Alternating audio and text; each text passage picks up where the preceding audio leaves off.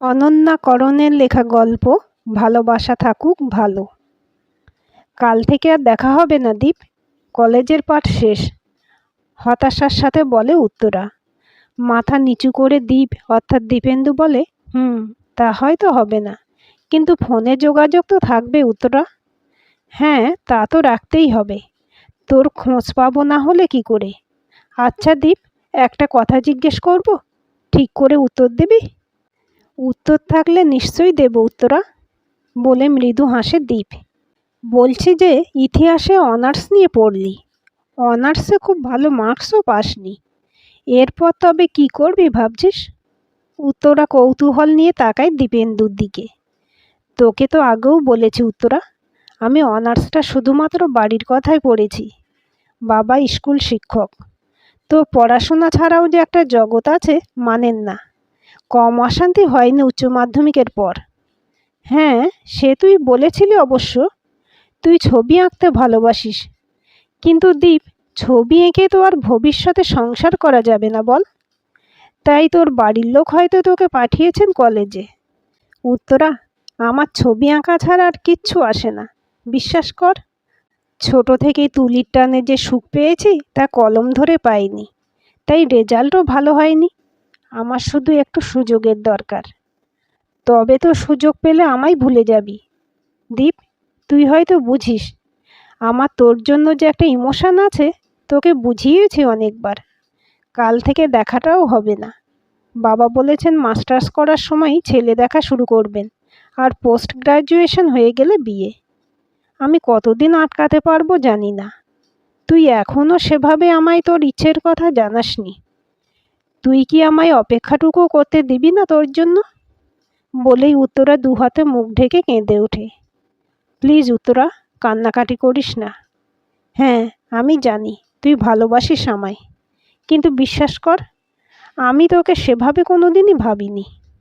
তুই আমার খুব ভালো বন্ধু উত্তরা, আমরা কি সেই সম্পর্কেই আবদ্ধ থাকতে পারি না? বলে দীপ ওর রুমালটা উত্তরার দিকে বাড়িয়ে দেয়। উত্তরা রুমালটা নিয়ে চোখ মুছতে থাকে। দীপ বলে চলে, উত্তরা, আমি তোর বাবার মনের মতো সরকারি চাকুরিজীবী জামাই হতে পারবো না, আর তোকে আমি মিথ্যে আশায় অপেক্ষাও করাতে পারবো না। বলে মাথা নিচু করে দীপ। এমন বলিস না দীপ, আমি স্বপ্নেও ভাবতে পারি না তোকে ছাড়া অন্য কাউকে। এর কোনো বিকল্পও তো নেই উত্তরা, দীপ খানিক রেগেই উত্তর দেয়। উত্তরা নিজের চোখ দুটো ভালো করে মুছে দীপের হাতটি ধরে বলে, তোর কতদিন সময় লাগবে বল দীপ? একজন শিল্পী কখনোই বলতে পারে না উত্তরা সে কবে প্রতিষ্ঠিত হবে। শিল্পীরা হয় স্বাধীনচেতা উন্নাসিক, তারা কারো দাসত্ব মেনে রোজগার বা নিয়মমাফিক কাজও বিশ্বাসী নয়। আমার পথ সম্পূর্ণ অন্য ধাঁচে তৈরি। আমি তোর ভালোর জন্য বলছি উত্তরা, ভোলার চেষ্টা কর আমায়। বলেই উত্তরার হাতটি সরিয়ে উঠে পড়ে দীপ। দীপ দাঁড়িয়ে বলল, চল এবার ফেরা যাক। শেষবারই যদি হয় এই দেখাটা, তবে আর কিছুক্ষণ থাকতে দে না দীপ তোর সাথে। দীপেন্দু কিছু শক্ত কথা শুনিয়ে নিজের বিরক্তি প্রকাশ করলেও উত্তরাকে নিজের বিরুদ্ধে দাঁড় করাতে পারল না। কিছুক্ষণ দুজনেই চুপ করে বসে প্রকৃতির দিকে একদৃষ্টে তাকিয়ে ওরা। উত্তরা হঠাৎ দীপের দিকে তাকিয়ে হাসতে হাসতে বলল, দীপ, তুই মানুষ দেখে ছবি আঁকতে পারিস, সেই টাইটানিক মুভিটার মতো? দীপ ঘাড় ঘুরিয়ে বলল, কার ছবি আঁকতে হবে তোর? হ্যাঁ, অসুবিধা আছে কোনো? অসুবিধে তো আছে। প্রথমত এতটাও ভালো আর্টিস্ট আমি হইনি, সময় লাগবে। কলকাতার বড় চিত্রশিল্পী ডক্টর পি.কে. চ্যাটার্জি, ওনার কাছে ট্রেনিং নেব, তারপর আশা করি পারবো। এবং দ্বিতীয়ত, আমি যে কারোর ছবি আঁকবো না। যখন প্রফেশনাল হব তখন তো টাকার বিনিময়ে করব, কিন্তু বিনামূল্যে প্রথম সেই ব্যক্তির ছবি আঁকবো যাকে চোখ বন্ধ করলেও আমি মনের আয়নায় দেখতে পাবো, অর্থাৎ আমার ভালোবাসার মানুষ। আমার মা বাবাও হতে পারেন, অথবা কোনো সুন্দরী রমণী, টাইটানিকের মতো। বলে উত্তরার দিকে তাকিয়ে স্মিত হাসে দীপ। আমি যে কেউ, তাই তো? আর রমণী, তোকে আমি যতটা ভালোবাসি আর কেউ পারবে না, বলে দিলাম এ কথা। রেগে মুখটা সরিয়ে নেয় উত্তরা। উফ, প্লিজ এসব ন্যাকামো রাখ, তোকে আমি ভালোবাসি না কতবার বোঝাবো উত্তরা? আর তোর যদি বন্ধুত্বের সম্পর্কেও অসুবিধে থাকে, রাখিস না কোনো সম্পর্ক। শেষ দিন আজ, দেখা হওয়ার সম্ভাবনা নেই পরে। আর তুই এমন ঝগড়া করছিস? ঠিক আছে, আর কখনো বলবো না। বাড়ি ফিরে যদি বিয়ে ঠিক হয়ে যায়, তারপর নেমন্তন্ন করব। পারলে আসিস। বলেই উত্তরা ব্যাগটা কাঁধে তুলে বেরিয়ে যায়। দীপেন্দু আটকায় না ওকে। কলেজ শেষ প্রায় 7-8 মাস হয়ে গেল। অভিমানে আর কখনো ফোন করে না উত্তরা দীপেন্দুকে। দীপেন্দুর ফোন আসাও বন্ধ। এদিকে উত্তরার বিয়ের পাকা দেখা স্থির হয় দৈপায়নের সাথে। একদিন অনেকখানি সাহস জোগাড় করে ফোন করে উত্তরা দীপকে। দীপ ফোনটা কেটে দেয়। অভিমান আরও বাড়ে উত্তরার মনে। আধ ঘন্টা পর দীপ অবশ্য কল ব্যাক করলে উত্তরা ফোন ধরেই, খুব ব্যস্ত তাই না? কোনো রমণী পেয়েছিস নাকি দীপ? ধুর, কী যে বলিস, স্যারের কাছে ছিলাম রে, তাই ফোনটা কাটি। বল, কেমন আছিস? খুব ভালো।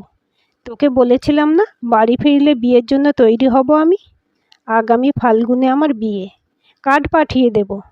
আসতে তোকে হবেই, গিফট সহ, বলে দিলাম। দীপ খানিক চুপ থাকার পর বলল, বিয়েটা নিজের ইচ্ছেতেই করছিস তো, নাকি বাড়ি থেকে জোর করে, নাকি আমার উপর রাগ? শোন দীপ, এই বিয়েটার পাকা কথা হওয়ার আগে মা বাবা আমার অনুমতি নিয়েছেন। আর তুই কে যে রাগ হবে আমার? বন্ধু হোস, সবার উপর রাগ করলে সবাই তার দাম দেয় না রে। রাগ করারও দরকার পড়ে না। বলেই ফোন কাটে উত্তরা। ফোন রেখে ফোনের সুইচ অফ করে বালিশে মুখ গুঁজে কাঁদতে থাকে ও। আর একাই বলে, আমার মধ্যে কিসের অভাব ছিল দীপ, যে আমার ভালোবাসাই যায় না? আমি কি এতটাই অনাকাঙ্ক্ষিত তোর কাছে? আবার কেঁদে ওঠে। উত্তরা, এই উত্তরা, দরজাটা খোল মা, দৈপায়ন ফোন করেছে। দরজায় টোকা দিতে দিতে বলেন উত্তরার মা।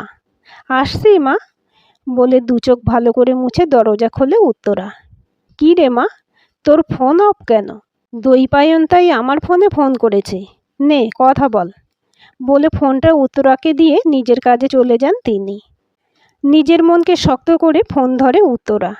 বলে, হ্যালো, কেমন আছো? ফোনের ওপাশ থেকে, ভালো। কিন্তু তোমার ফোন অফ কেন? আমি তখন থেকে ট্রাই করেও পাচ্ছি না। দৈপায়ন, আমার তোমার সাথে কিছু কথা ছিল। জানি না তুমি কিভাবে নেবে। আজ কি একবার দেখা করা যায় বাইরে কোথাও? হ্যাঁ, কেন নয়। আর সত্যি বলতে সে কারণেই ফোন করলাম তোমায়। বিয়ের আগে একে অপরকে চিনে নেওয়াটা দরকার। বেশ, তবে বিকেল 5টায় বেরোবো। অফিস থেকে ডিরেক্ট যাব তোমার বাড়ি। সবার অনুমতিও নেব তোমার সাথে যাওয়ার, আর ঠিক সময় বাড়ি পৌঁছে দেব। ঠিক আছে, নো প্রবলেম। কথা মতো বিকেলে উত্তরা ও দৈপায়ন একটা কফি শপে যায়। উত্তরা, তুমি কিছু বলবে বলেছিলে? দৈপায়ন মৃদু হেসে জিজ্ঞেস করে। আসলে ব্যাপারটা হলো দৈপায়ন, এই কথাটা তোমার জানাটা খুব দরকার। আর না বলে বিয়ে আমি করব না। হ্যাঁ, বলো না, কি বলতে চাও উত্তরা? আমি আসলে কলেজে পড়তে একজনকে ভালোবাসতাম দৈপায়ন, কিন্তু ও কোনোদিনই সেভাবে আমার হয়ে ওঠেনি। আর আজ ওকেই ফোন করেছিলাম, আর কিছু কথা কাটাকাটি হওয়াতে ফোনটা অফ করি। দৈপায়ন, এই কথাটা আমি গোপন রাখতেই পারতাম, কারণ ওর সাথে কোনো সম্পর্কই গড়ে ওঠেনি আমার কখনো। ওটা ছিল আমার একতরফা প্রেম। এসব জানার পর তুমি যদি বিয়েটা বন্ধ করো, তাতে আমি কিছু মনে করব না। কিন্তু সম্পর্কের ভিত যদি মিথ্যে দিয়ে শুরু হয়, সে সম্পর্ক দৃঢ় হয় না কখনো। বলে চুপ করে মাথা নিচু করে উত্তরা। ছেলেটির নাম? গম্ভীর হয়ে জিজ্ঞাসা করে দৈপায়ন। দীপেন্দু, ধীরে ধীরে উত্তর দেয় উত্তরা। অসংখ্য ধন্যবাদ দীপেন্দুকে, যে ও তোমায় নিয়ে ভাবেনি কখনো, নইলে আমার কি হতো? বলে হেসে ওঠে দৈপায়ন। উত্তরা অবাক হয়ে তাকিয়েই থাকে দৈপায়নের দিকে। কি অবাক হচ্ছ? আচ্ছা উত্তরা, তুমি ভাবলে কি করে এর জন্য বিয়ে বন্ধ হবে?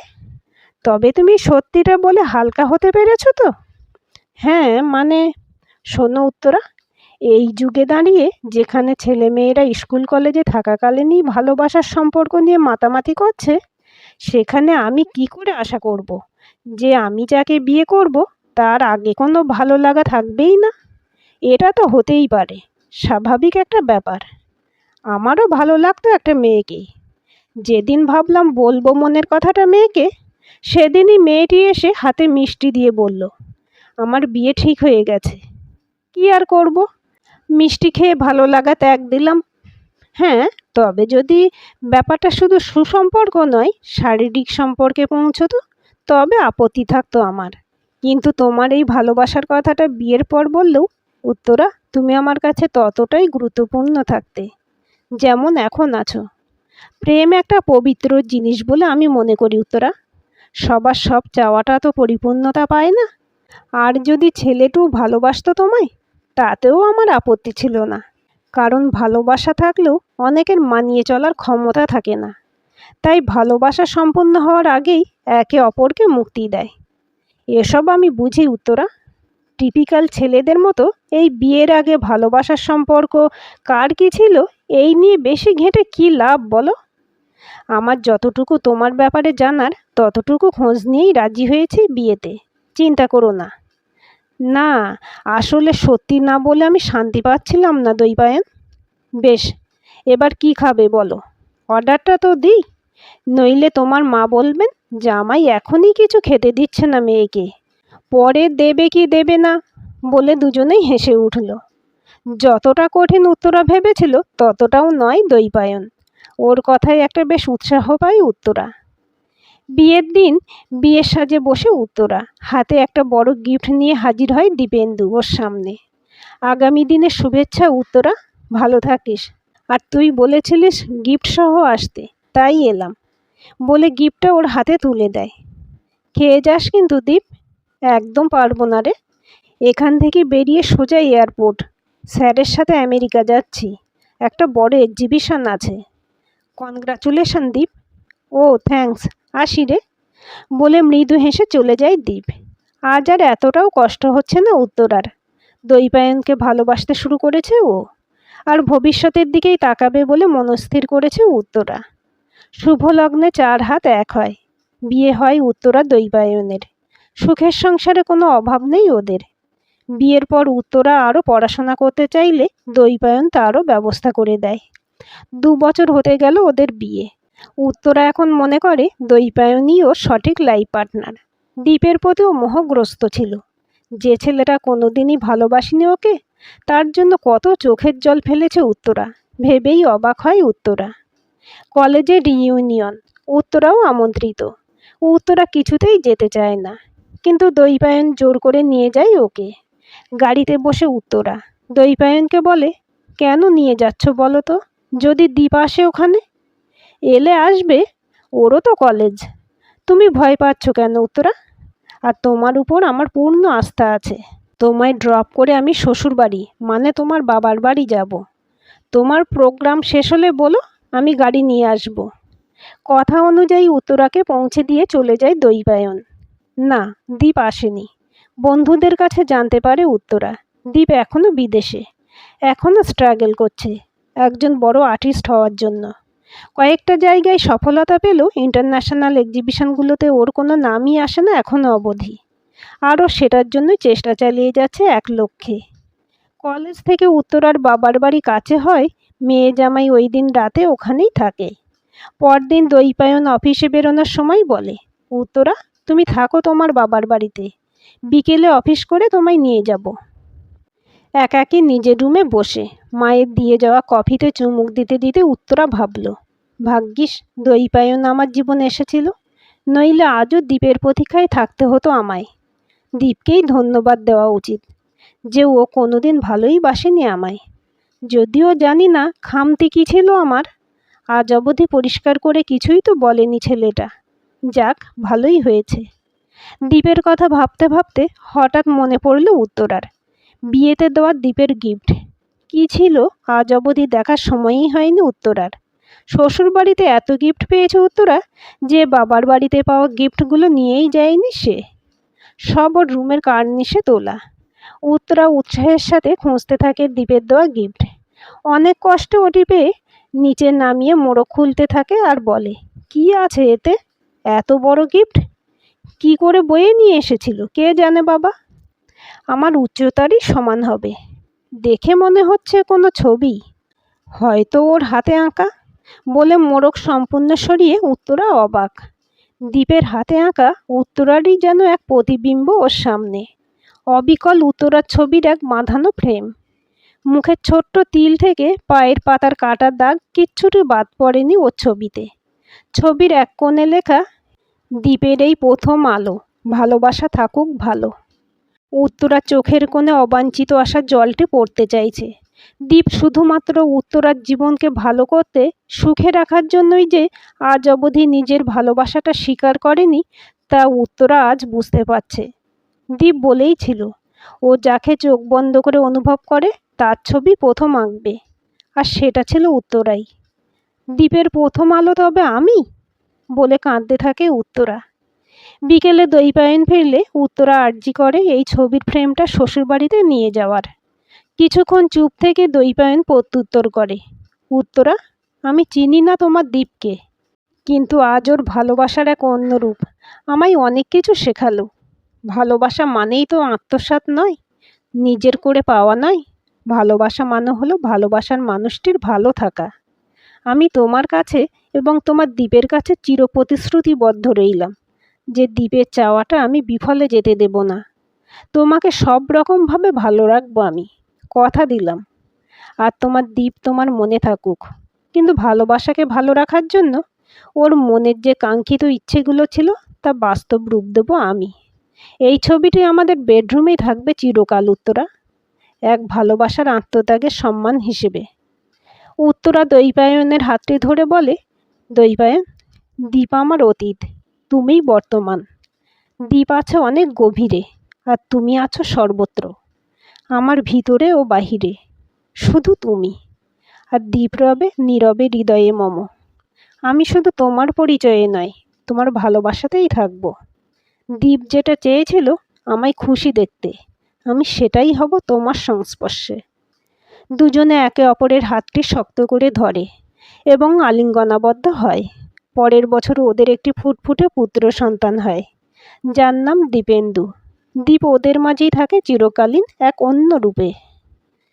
আজকের গল্পটি কেমন লাগলো কমেন্ট করে জানাবেন।